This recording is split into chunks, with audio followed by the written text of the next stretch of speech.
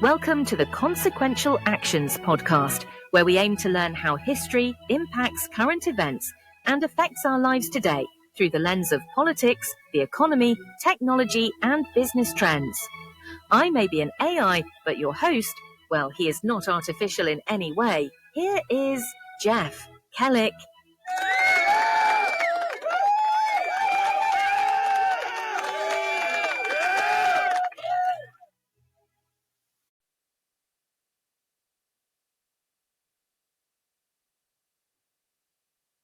On the morning of September 11th, 2001, the skies over the northeast United States were clear and blue. It was a Tuesday, the kind of ordinary late summer morning that disappears from memory almost as soon as it passes. At 8:46 a.m., American Airlines Flight 11 struck the North Tower of the World Trade Center. 17 minutes later, United Airlines Flight 175 struck the South Tower. At 9:37, American Airlines Flight 77 struck the Pentagon. At 10:03, United Airlines Flight 93 crashed into a field in Shanksville, Pennsylvania, after passengers stormed the cockpit.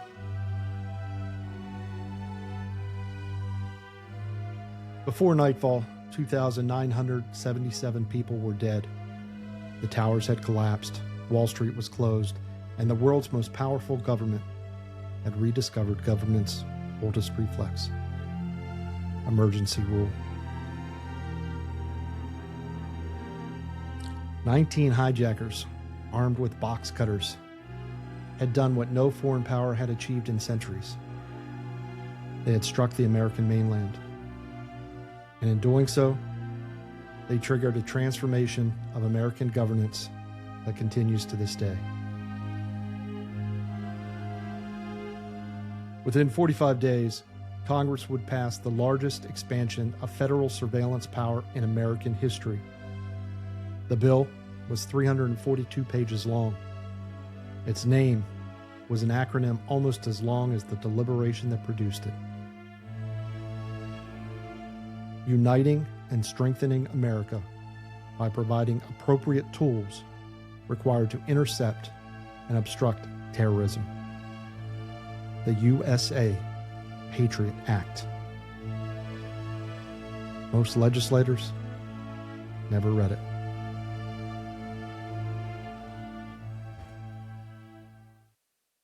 I am Jeff Kellick, and this is the Consequential Actions podcast. This is episode 1 of the series, The New Leviathan, from 9/11 to COVID and the Return of Emergency Power. Today, the end of normal, 9/11 and the rebirth of the national security state.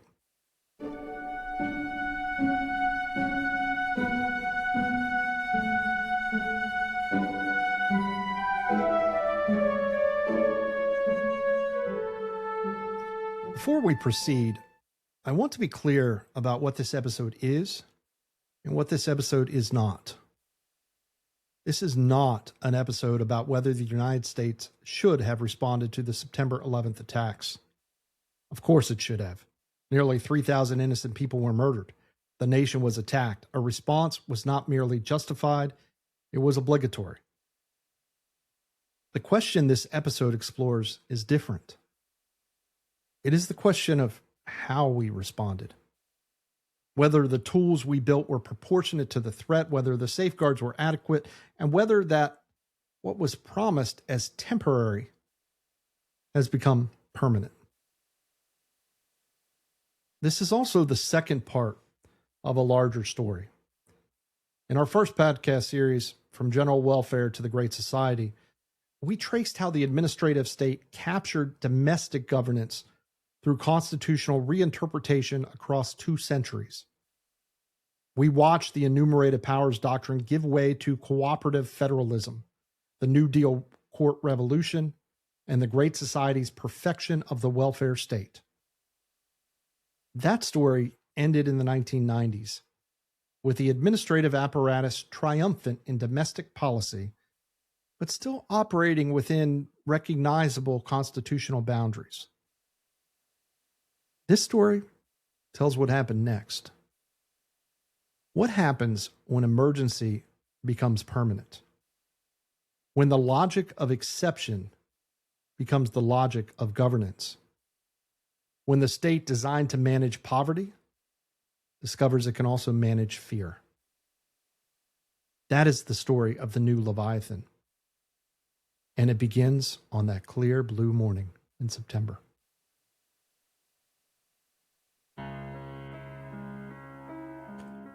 To understand what happened after September 11th, you must first understand how quickly it happened. The attacks occurred on a Tuesday. By Thursday, Congress had passed a joint resolution authorizing the use of military force against those responsible. The vote was 420-1 in the House, 98-0 in the Senate.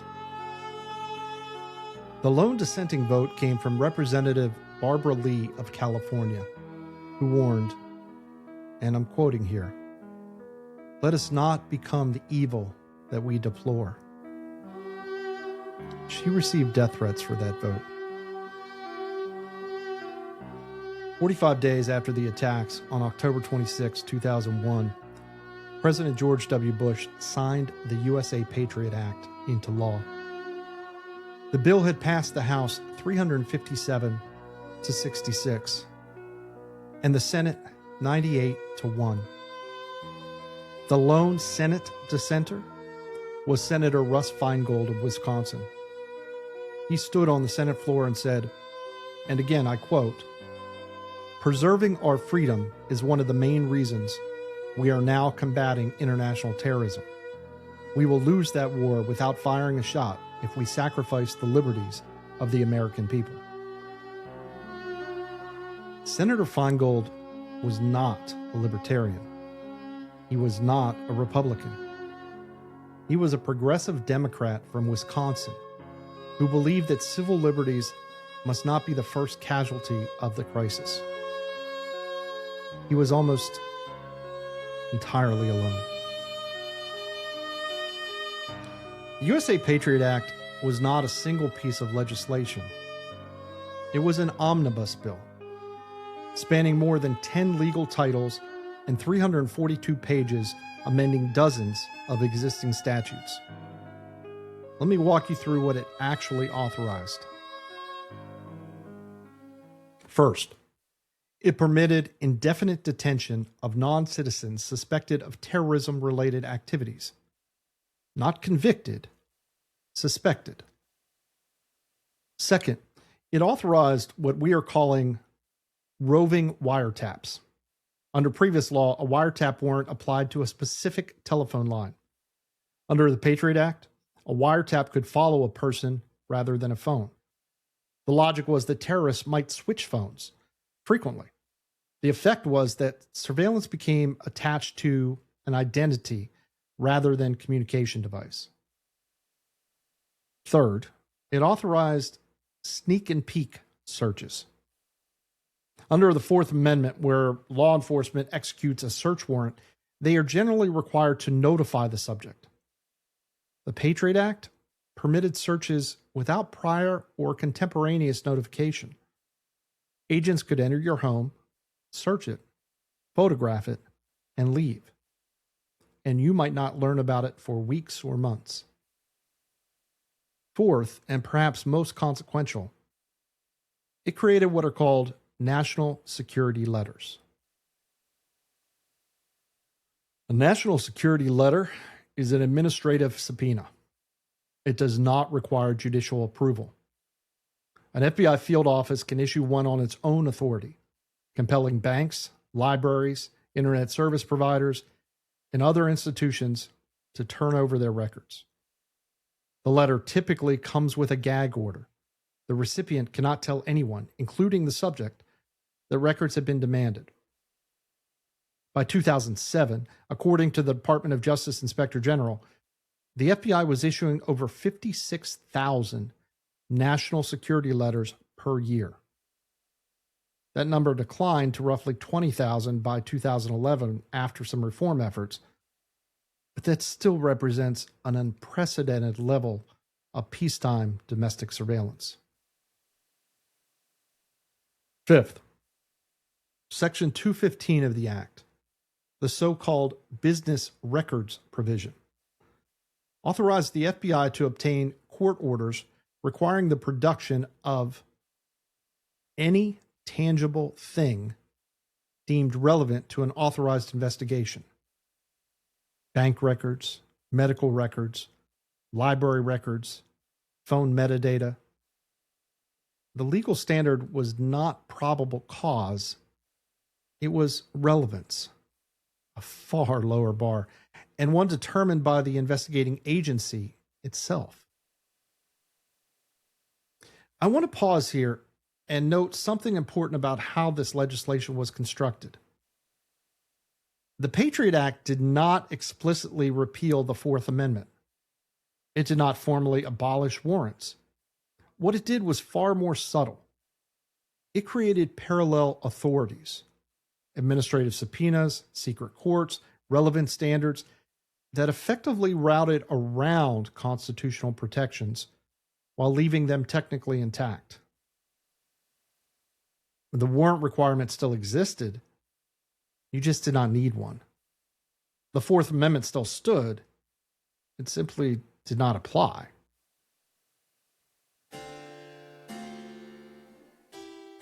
One of the few concessions made to civil libertarians in the original Patriot Act was the inclusion of sunset provisions. Certain sections were set to expire in 2005 unless renewed. The idea was that temporary emergency powers would be reconsidered once the immediate crisis had passed. Here's what actually happened.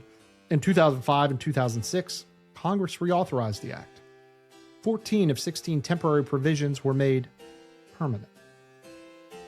In 2011, President Obama, who had campaigned in 2008 on civil liberty concerns, signed legislation extending key sections, including Section 215. In 2015, after the Snowden revelations, Congress passed the USA Freedom Act, which nominally ended direct NSA bulk collection of phone metadata, but it preserved access to the same data through telecommunication company intermediaries. The surveillance continued, just the legal pathway changed. In 2020, reauthorization briefly lapsed amid bipartisan privacy objections, but core authorities persisted through overlapping statutes and executive authorities. 2 decades later, the emergency remains active in law and practice. The Patriot Act was not self-executing. It required implementation, and implementation passed to a sprawling network of agencies, each gaining new authorities. The FBI, the NSA, the CIA, the Treasury Department's Financial Crimes Enforcement Network, known as FinCEN, and most significantly, an entirely new creation, the Department of Homeland Security. In November 2002, President Bush signed the Homeland Security Act, creating the Department of Homeland Security. It consolidated 22 federal agencies and approximately 240,000 employees under a single cabinet secretary. This was the largest federal reorganization since the creation of the Department of Defense in 1947. Immigration, Customs, Border Patrol, Transportation Security, the Coast Guard, FEMA, the Secret Service, all now operated under unified command. The new Transportation Security Administration federalized airport screening. Where private contractors had once checked bags, now federal employees did so, operating under federal authority with federal immunities. And behind the scenes, Title III of the Patriot Act had quietly transformed the Treasury Department into something new, the regulator of all financial flows under the banner of anti-terrorism. Banks were now required to monitor their own customers and report suspicious activity to federal authorities. They became, in effect, extensions of federal intelligence. I want to quote here from Congressman Ron Paul, one of the few House Republicans to vote against the Patriot Act. Speaking on the House floor on October 25th, 2001, he said, "It represents the largest expansion of federal police power in our history. We are told it is temporary, but so is the income tax." That was 24 years ago. The income tax is still with us, and so is the Patriot Act.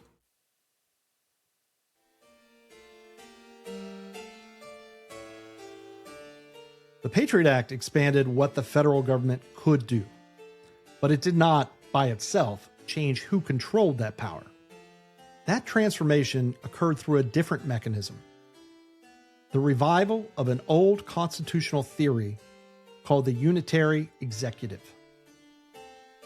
The unitary executive theory holds that Article 2 of the Constitution vests all executive power in the president alone, not in agencies, not in civil servants, not in independent boards, in the president. In peacetime, this theory has limited practical implications, but in crisis, it becomes something else. It becomes the legal basis for asserting that in emergencies, the president must expand beyond ordinary statutory limits. After September 11, the Office of Legal Counsel within the Justice Department produced a series of classified memoranda, later known as the torture memos, arguing that the president's commander-in-chief authority permitted interrogation techniques otherwise prohibited by law. These memos remained secret until years later. Similar memos addressed surveillance, detention, and military operations. The legal reasoning was consistent. In crisis, the executive possesses inherent authority that Congress cannot constrain. This was not an invention by the Bush administration. Similar arguments had been made during the Civil War, during World War II, during the Cold War. But after 9/11, the theory was formalized, institutionalized, and implemented with unprecedented scope.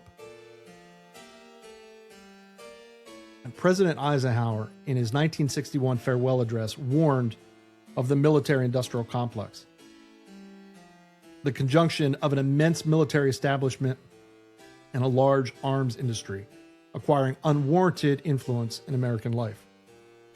And that complex, which Eisenhower had helped build during World War II and in the early Cold War, found new life after September 11. Between 2001 and 2009, defense spending rose by over 80% in real terms, not in nominal dollars, in real inflation-adjusted terms. But this figure actually underestimates and understates the expansion, because much of the spending occurred outside the normal budget process. Something called overseas contingency operations. This funding became the preferred mechanism. OCO funds were exempt from the spending caps that applied to the regular defense budget. They were designed as emergency spending year after year for 2 decades. According to the Cost of War Project at Brown University, cumulative post-9/11 expenditures, including direct military operations, homeland security expansion, veterans care, and interest on war-related borrowing, now exceed $8 trillion. $8 trillion. That's more than the GDP on every country on earth except for the United States and China. And here's the critical insight for understanding how this became permanent. Monetary policy financed it. We will explore the Federal Reserve in depth in episode 3, but for now, understand this. Low interest rates and an expanding Fed balance sheet made war deficits painless at the time. The same engine that sustained the welfare state, cheap money, deficit spending, inflation deferred, now powered the warfare state. As Murray Rothbard wrote in For a New Liberties, war is the health of the state, and the state thrives on war, especially on the ideological warfare of the modern world. The post-9/11 period proved Rothbard's point with terrible precision. Emergency justified expansion. Expansion required financing. Financing required the Fed, and the Fed required only its own discretion. As the warfare state expanded abroad, the surveillance state expanded at home. In 2005, the New York Times revealed that the NSA had been conducting warrantless wiretapping of American citizens since shortly after September 11th. The program, codenamed Stellar Wind, had been authorized by President Bush and renewed every 45 days through secret executive orders. The program was classified. Congress was not fully briefed. The FISA court, the secret court established in 1978 to oversee foreign intelligence surveillance, was bypassed entirely. When the program was exposed, the administration defended it as necessary and legal under the president's commander-in-chief authority. Critics called it unconstitutional. Congress eventually passed legislation that effectively legalized a modified version of the program.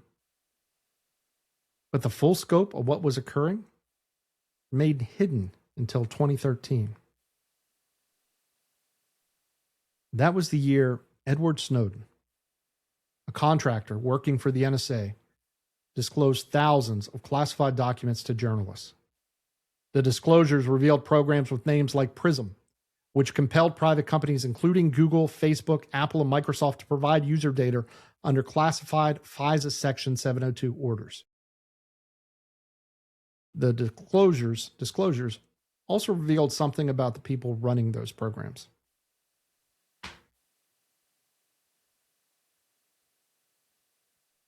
In March 2013, Senator Ron Wyden asked Director of National Intelligence James Clapper a direct question during a public congressional hearing. Senator Wyden asked whether the NSA had collected any type of data at all on millions or hundreds of millions of Americans. Director Clapper replied, "No, sir, not wittingly." That statement was false. Edward Snowden's disclosures proved it was false. Clapper later admitted it was false, calling it the least untruthful answer he could give in a public setting. No legal action was ever taken against Director Clapper for lying under oath to Congress. Edward Snowden remains in exile, wanted by the United States government on espionage charges.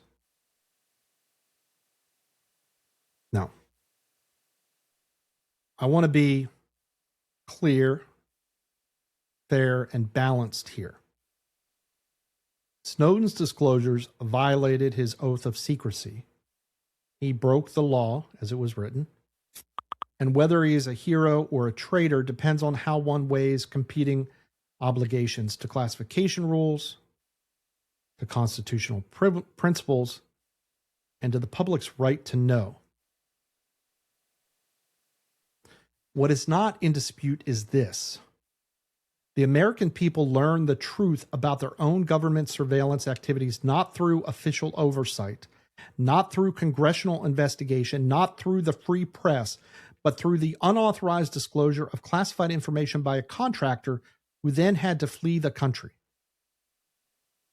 And that should trouble everyone, regardless of political affiliation. The FISA court, which was supposed to provide judicial oversight, approved 99.8% of surveillance requests. Formally, it denied very few applications, 11 total from 2001 to 2012 out of tens of thousands. Critics argue this represents inadequate oversight. Defenders argue the high approval rate reflects careful pre-submission vetting by agencies.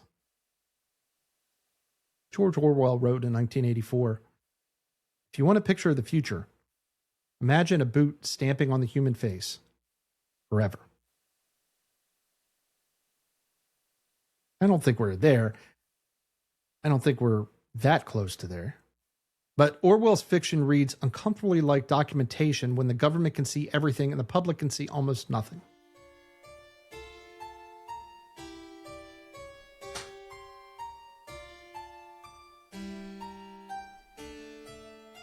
I presented a somewhat critical analysis of the post-9/11 security policies. But intellectual honesty requires that I present the strongest case for the other side. The people who built these systems were not, in the main, villains. They were responding to a genuine catastrophe within the tools and authorities they believed necessary. Here's the security state argument presented as fairly as I can state it. The September 11 attacks revealed catastrophic intelligence failures. The 9/11 Commission documented that information existed in various agencies that, if shared and connected, might have prevented the attacks. But legal and bureaucratic barriers, some of them created by early civil liberties reforms, prevented agencies from connecting those dots. The pre-9/11 wall between intelligence and law enforcement was not an accident. It was policy designed to prevent domestic spying on American citizens. And that wall may have contributed to 2,977 deaths.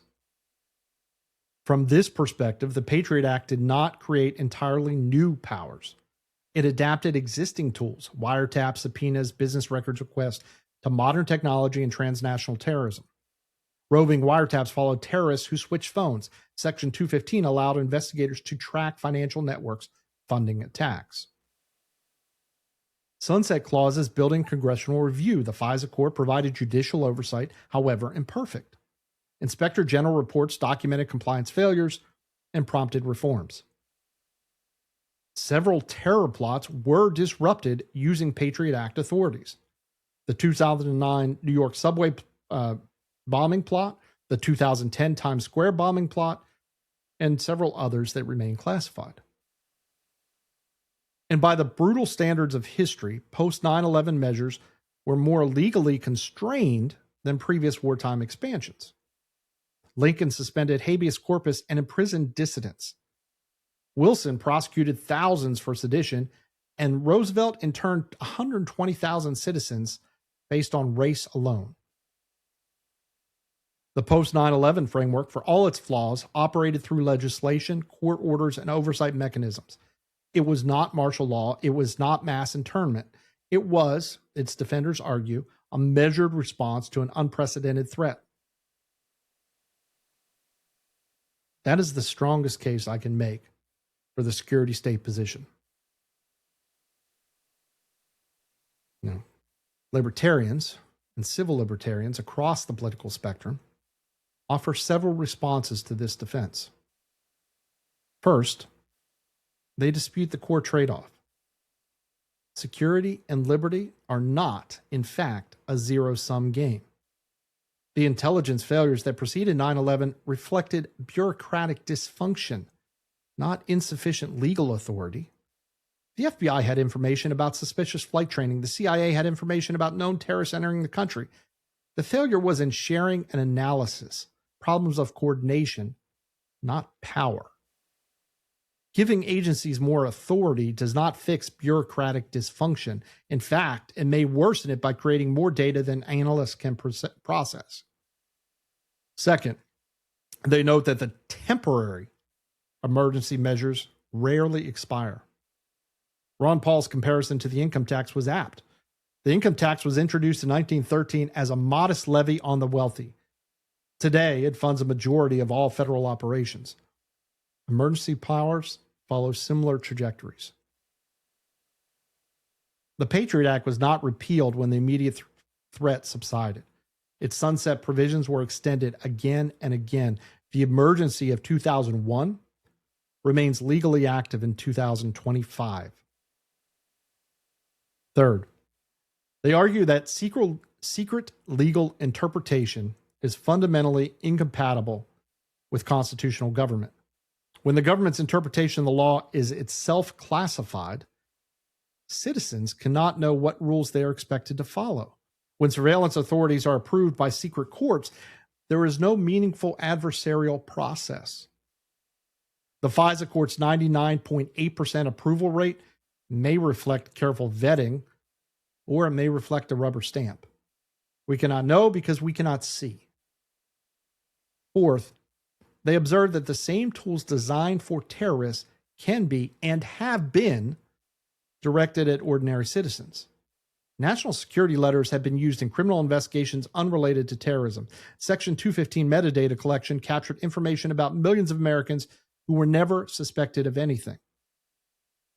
The question is not whether authorities intend to abuse power. The question is whether the structure of power makes abuse possible and oversight impossible.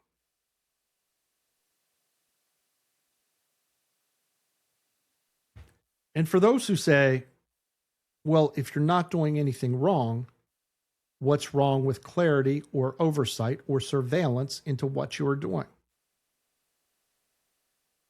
The response to that is what we have seen even just in these past couple of years. Wiretaps, data collection, intelligence analysis on political rivals, impeding the democratic process by gathering information which could be used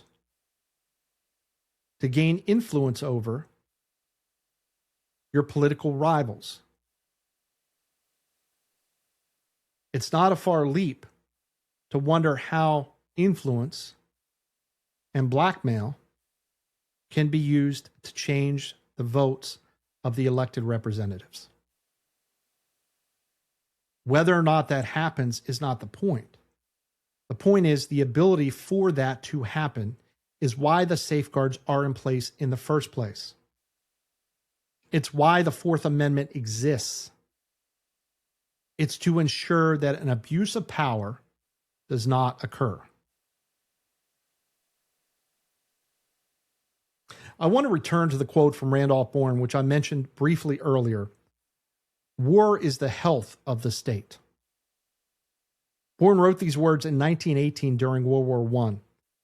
He did not live to see them published. He died in the influenza pandemic that year, but his unfinished essay captured something essential about the relationship between crisis and power. War, or any emergency perceived as existential, creates conditions under which populations accept expansions of authority they would otherwise resist. Fear is efficient. It unites more quickly than reason. It dissolves resistance faster than law. After 9/11, the United States entered its longest unbroken state of emergency in history. 24 years and counting. The National Emergencies Act of 1976 required the president to renew declared emergencies annually. Every president since has done so. By 2003, according to Congressional Research Service, the United States was operating under 470 statutory authorities triggered by national emergencies.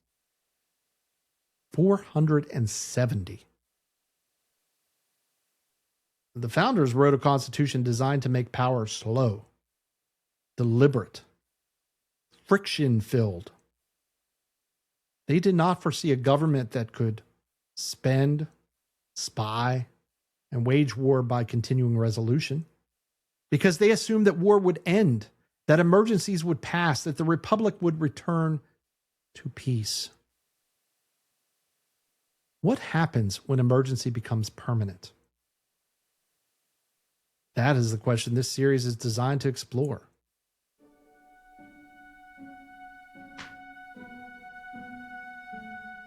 Now, we have covered a great deal of ground in this episode, so let me draw together the threads.